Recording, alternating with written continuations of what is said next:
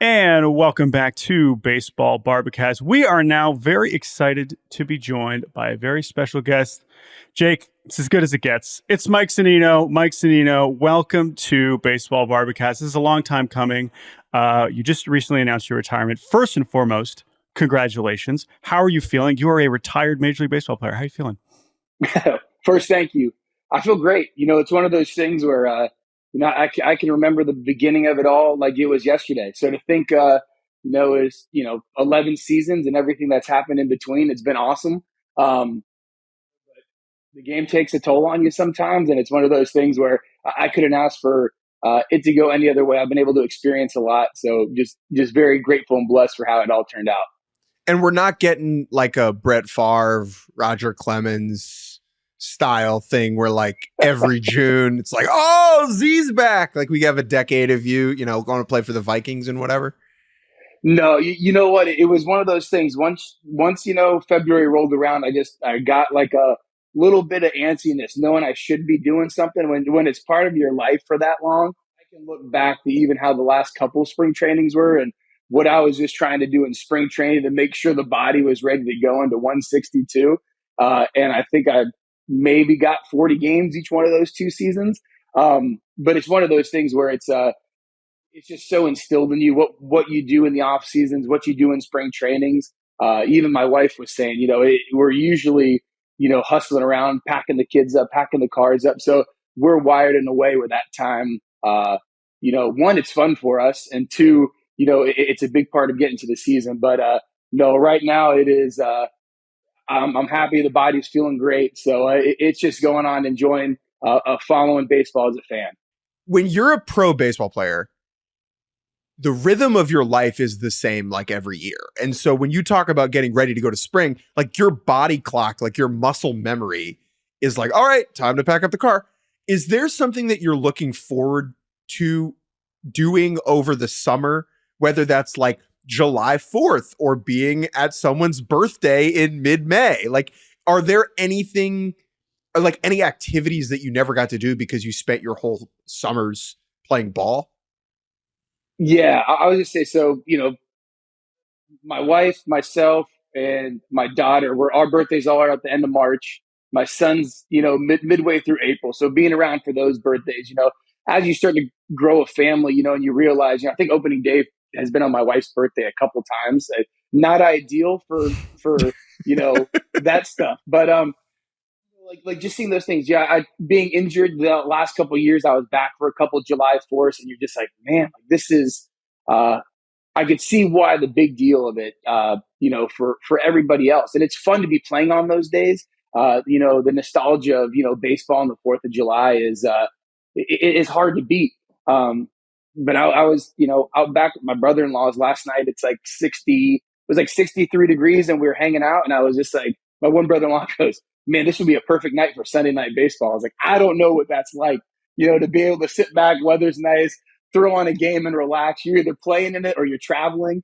So I'm just looking forward to doing that and taking a step back and watching baseball as a fan, because the last couple of years, there's been some positive changes in the game, but it's a whirlwind. Once that season starts, there's no stopping it. Jordan, I know exactly what you were about to say, which is the Rays and Mariners were not often put on Sunday Night Baseball.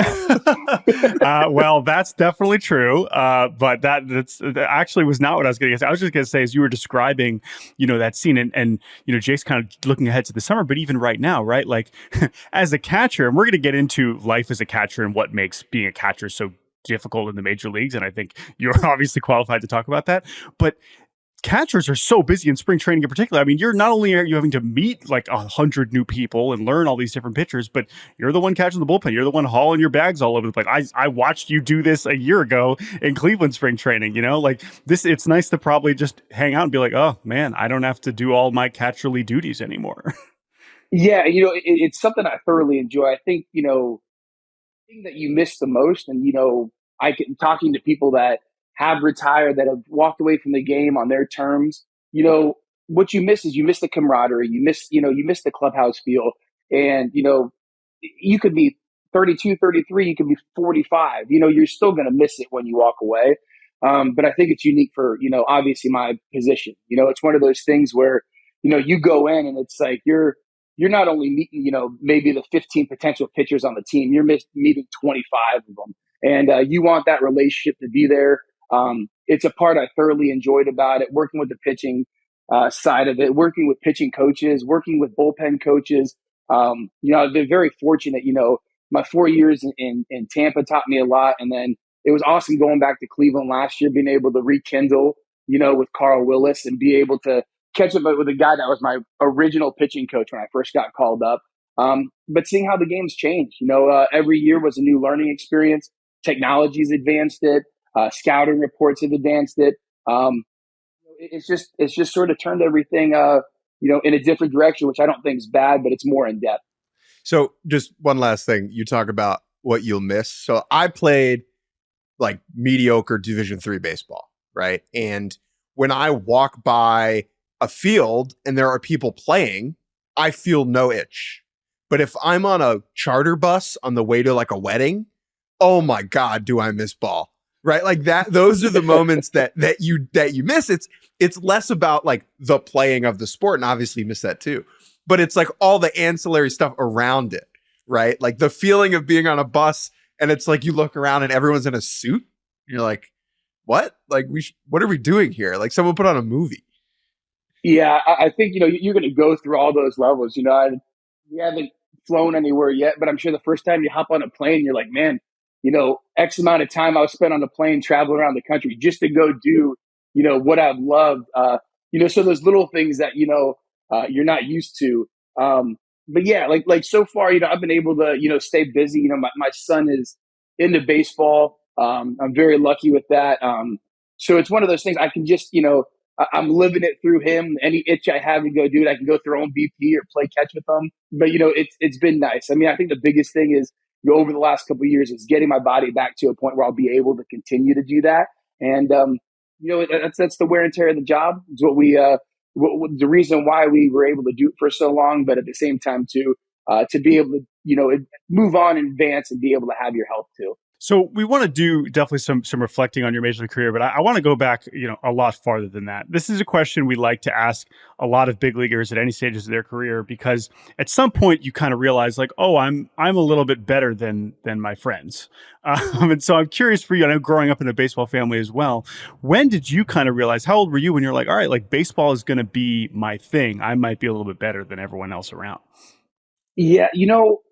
I played up until my freshman year of high school. I was like, we had a catcher that played D1, went to FGCU, so I played shortstop that year. I wasn't a big guy, even going into Florida, and then I went in. I had some really good years in high school. Thought I knew the window where I was going to get drafted at, and that passed. Ended up going to the 30th round. Wasn't offered a dime by Oakland, and then went to Florida, and it almost brought me back to reality because the area I played in, we faced a guy maybe throwing mid to upper 80s, and it was a good starter. And then I got to UF, and I mean, we got guys from Miami and Tampa and Orlando throwing 95, and I was like, this knocked me back down to reality. But what it did, at that point, challenged me. I battled some injuries my freshman year, and towards the end, I started having some really good at bats. Going into my sophomore year, stuff started piecing together, and I think that's when the confidence really took off for me. I sort of knew who I was as a catcher, as a player. And, it was probably a little bit later when I for sure thought that it could be something I really could do. So I think that's a good transition actually as we move into your major league career, because something that, of course, as you know, and Mariners fans like myself know, like your development and story was expedited, right? Like that was a big part of it. It went faster than most players, especially when we talk about for a catcher and all the things that go along with that. And so you just mentioned that experience of showing up to UF and being like, oh my God, this is a little bit different than high school baseball. I imagine there was some level of that when you get to the major leagues in a year, and that adjustment, let alone the responsibilities behind the plate. So what was that like? Because for most people, it's not like we're going to talk to a baseball player that says, man, I wish I spent more time in the minors. But in your case, I'm curious what that experience was like for that to all happen that quickly and then to really find your footing at the big league level over the stretch of a few years. Yeah, I would say, like, reflecting on that, my biggest thing was I was bit more stubborn and knowing my ability and just trusting what I was doing early on. I was confident of how I could manage a pitching staff. I felt pretty good with that. But I feel like getting rushed up there, sometimes people always want to either put a stamp on you or do that. But I remember clear as day, and I don't know if I ever told Raul this story, Raul Ibanez, but I would walk down in there and it's like Raul Ibanez, Jason Bay, like all these guys are watching film, in the film room of their swing. And I was just like, I had an approach in college. I was stubborn with it. I knew what I was going to do. It may not have been the prettiest swing, but I would go up there and compete. But I'm watching these guys I grew up watching in the playoffs, watching on these great teams. And I'm like, well, they're watching their, how are they breaking down their swing? And I sort of floated that way. And I put too much thought into it instead of just trusting my ability. It wasn't their fault. It was me being green and not knowing what 162 looked like, not really ever having a film room to break film down. It was before all this data was out there. And, going back there, it was overwhelming in that sense. I had a great guy, and I always tell, but Kyle Seager was the guy that took me under his wing. And you want to talk about a guy that watches too much film? It was him. But but he helped me with that. He helped me find the balance. But as a young kid that always was able to work hard, I think sometimes I put myself behind the eight ball doing too much, and then almost driving myself into the ground a little bit as before games putting work in. If you think Kyle Seager watches a lot of film, his little brother is like a whole other hemisphere of watching film. Yeah, I went up there to North Carolina in like 2015, 2016, and the guy he was hitting with, Kyle was like, fly up, he'll take a look at your swing, like stay with me. So my wife and I drove up and we went up there, and he comes up, and Kyle and I were hitting like Thursday through a Sunday. And Kyle and I are working on stuff. They're telling us drills to do, and it's taken us a few rounds to get it. And he tells Corey to do like one thing, and Corey all of a sudden comes up and, does it in the first three swings. Then he goes out of town for 2 days and comes back on Sunday or Saturday and does exactly what he was doing 2 days ago. And I'm like, some guys, like Kyle would say, some guys just got it. Like he was able to pick up those cues, apply it right away. And that's why he's the player he is. He's very attentive, but he can apply those changes and make them, natural rather quickly. Yeah, it's one thing to understand a concept, but it's another to have almost like the athletic intelligence to immediately put it into action. And that is a split like in the big leagues, right? There are some guys who are athletic and they can do the move, but they don't know why they can do the move. And having talk to people about like Corey Seager, he is the guy who very much understands how and why the inner machinations of his specific move. I want to hop back to what you were talking about before.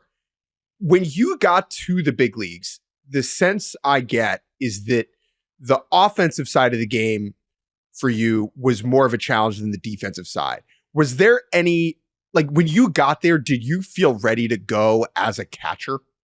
Yeah, I felt like, that was something I could always put in. And like I said, the game was different then in terms of how the catching position even got evaluated. It was receiving, was there, but it wasn't quantified until a couple years later.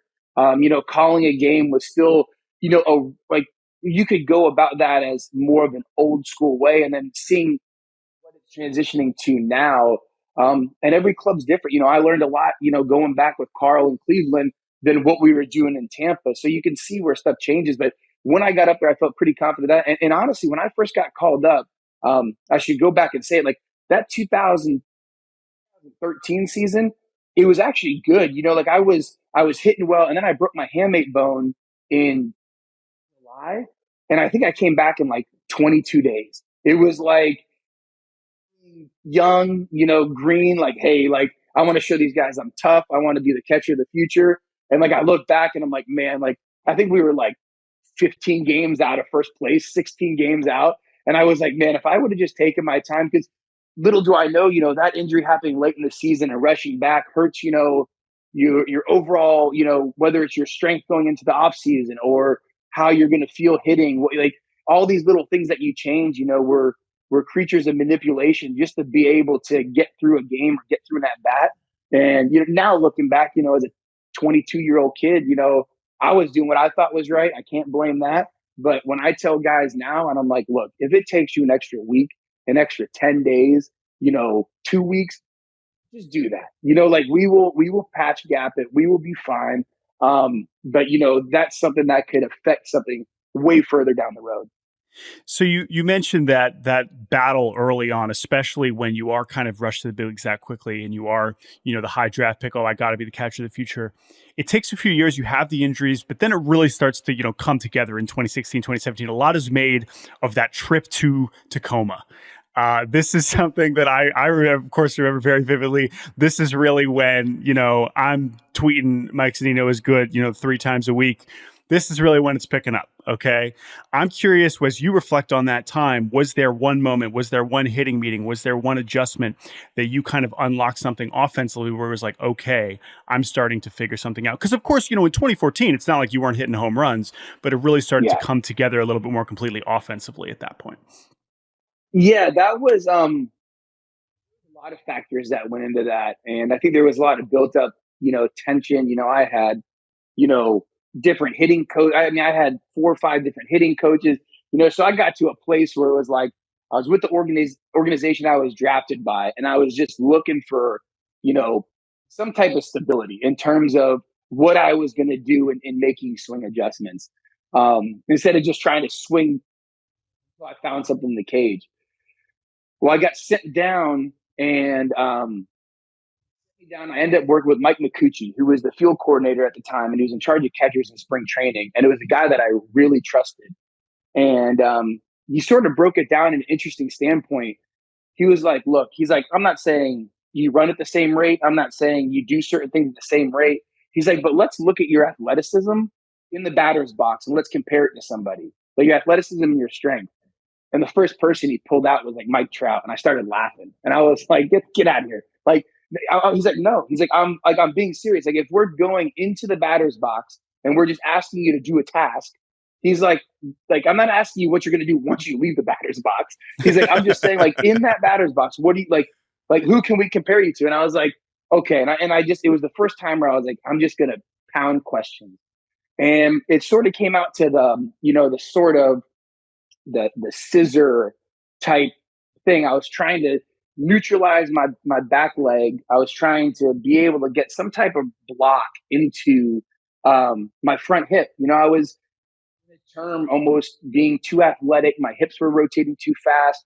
So it was finding a way to do that. You see guys do it. You see the Altuves, you see Trout, and it's becoming more, talked about. And so I went down there, and he had a set of drills up, and I remember doing front toss literally we did T work.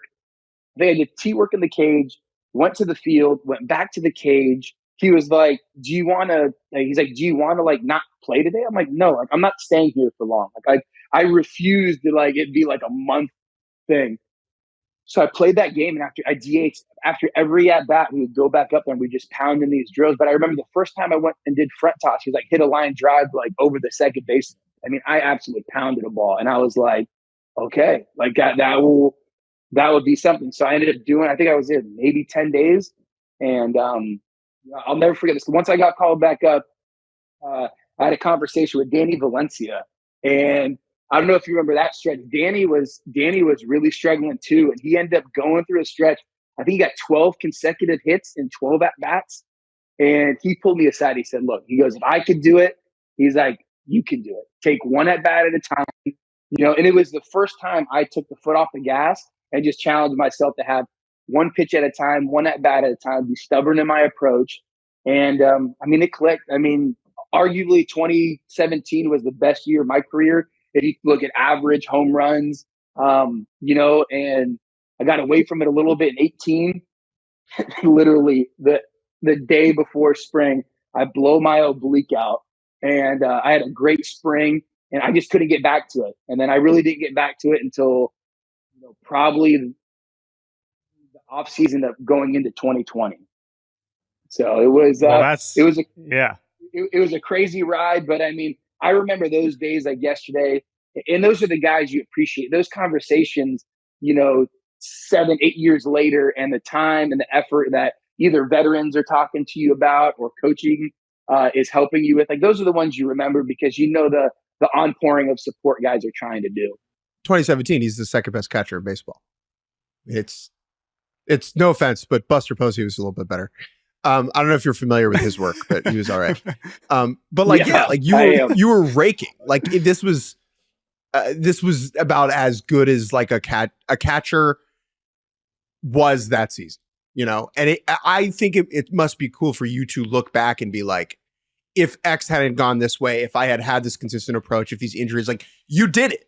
You fulfilled the expectations. You performed at the level that you expected from yourself within the confines of one season.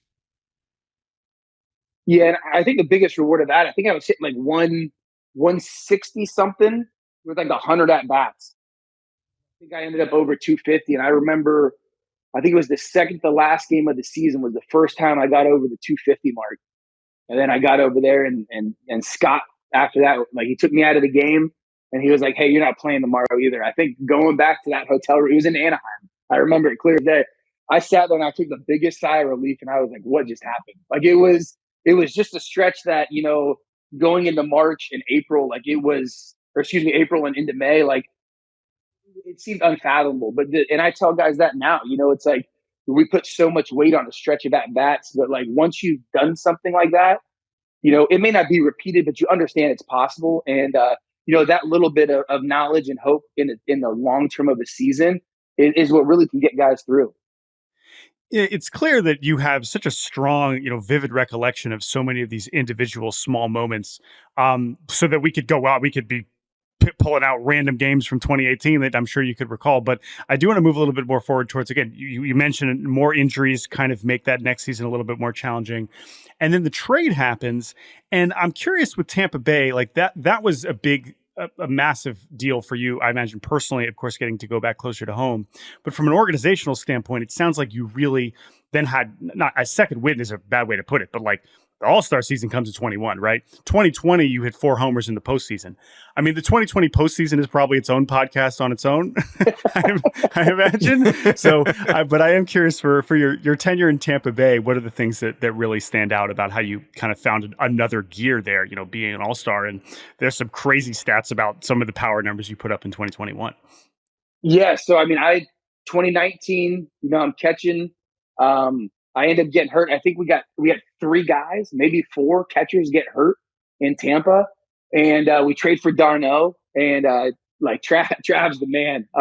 He comes over, got DFA'd or let go by the Mets, goes over to the Dodgers. Then we trade for him because we needed somebody, and he went off. You know, so it's to a point. Even when I came back, you know, he had taken the reins, and it was something where, you know, it was for the first time in my career where I was just like, man, like we're with a team, like let's win. Like, and I put the personal stuff, and, you know, I always just wanted to win, but it was always so harped upon. Like, I felt like there was always a little bit more that I wanted to prove, you know, with the home crowd in Seattle, that the team that drafted me and invested so much in me. Then I got to Tampa, and I've had conversations with these guys and expressed the value that they see in me. And I was like, well, let's just continue to bring that value. And, you know, I started making some changes towards the end of that season.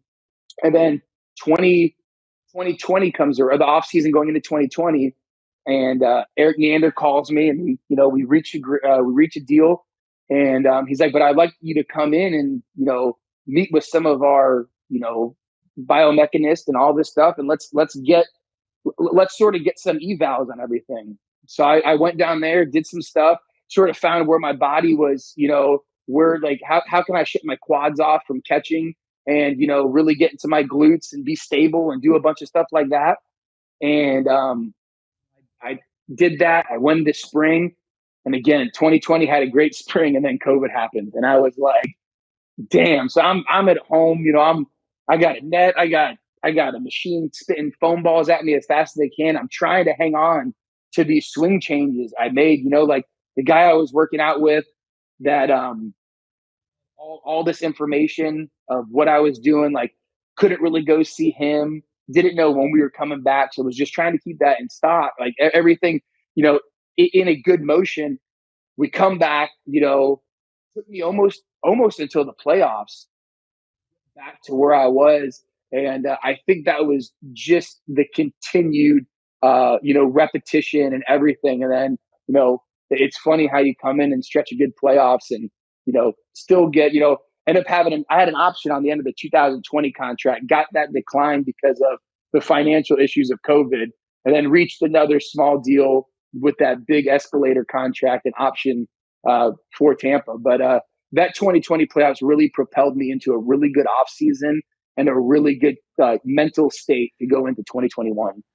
All right. So 2021, this is a great, unbelievable, historic season because you hit 33 homers in 375 plate appearances, which is the third. Basically, it's like the fewest plate appearances to get to 30 homers. It's the third fewest in MLB history.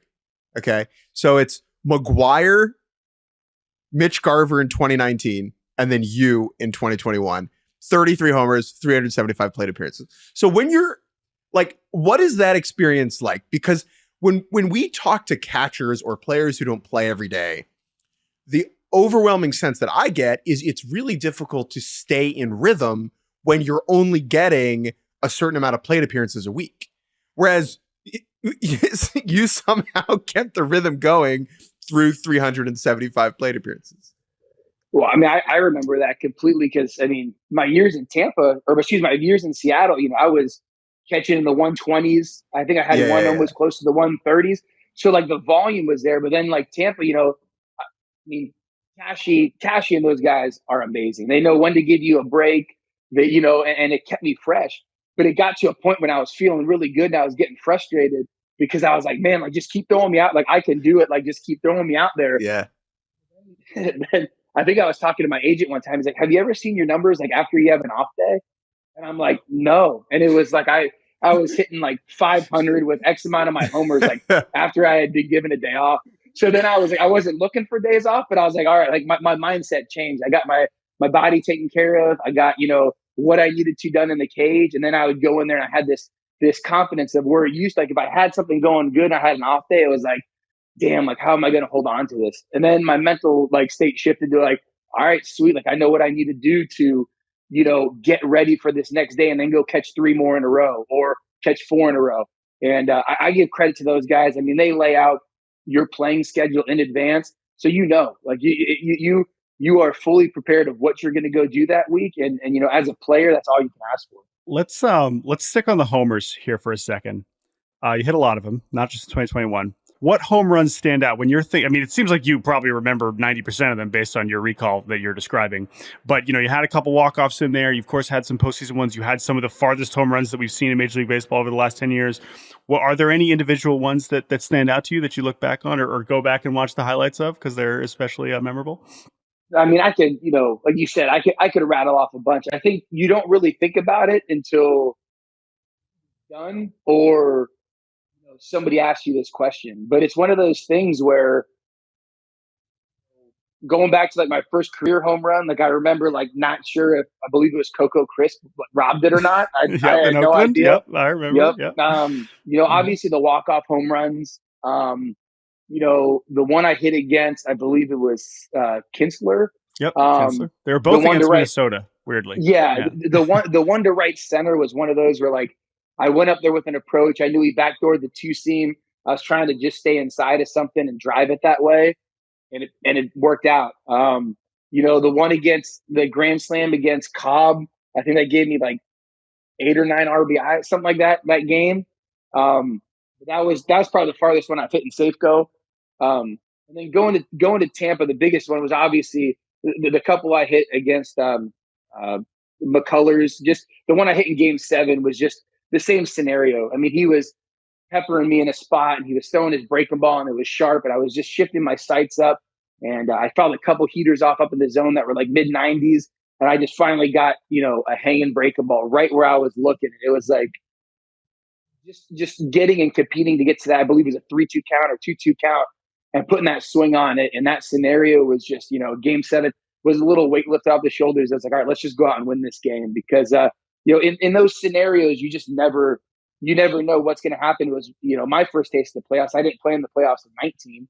And, it was just cool to hit and do things like that in such big games. You are now retired. You now get to hang out with your family and your kids. But you did mention there, there's something also I'm always interested in with guys who retire is like, are you just going to never watch baseball? But from our conversation, that does not seem to be the case. So what is next? I know it's early. You just announced this. I don't know if you have imminent plans to get right back into the game. But what do you think this first year is going to look like in terms of Mike Zunino, the baseball fan? Yeah, I'm not sure. One of those things. I'm excited. The game's still as exciting as it ever has been to me. The talent in the league, what's going on. Like I'm excited to watch it and be able to follow more. I think sometimes you get so blinded by either who you're playing or what's going on your team, you miss some of the other things going on in the sport.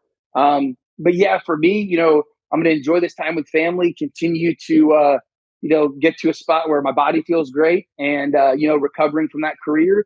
But like we don't live far outside the city of Gainesville. So, I go in and, talk to the guys there at UF some, and I don't know what could arise at with the ranks of the major leagues. I have intrigue with a lot of stuff. I've the catching and pitching side of it is huge for me. I could go in and tell guys pretty much not to do it at the plate a lot of the times, but it's one of those things where I've intrigued just to listen to a bunch of stuff. You see guys going and maybe become special assistants or do stuff and just sort of learn more of the ins and outs and see which way they may prefer to go. But it's something that has been a keen interest to me, and I'll just take it as it comes. And in that time, just enjoy being a fan. Well, it seems like you're in a pretty good spot, pretty healthy position. Very much looking forward to seeing what is next for Mike Zunino. We are very excited for you and very grateful that you gave us all this time. I know that we have been indirectly associated with your career, Jordan, for the goofiest of reasons. Let me just ask I know our dear friend. I want to ask quickly before we let Mike go.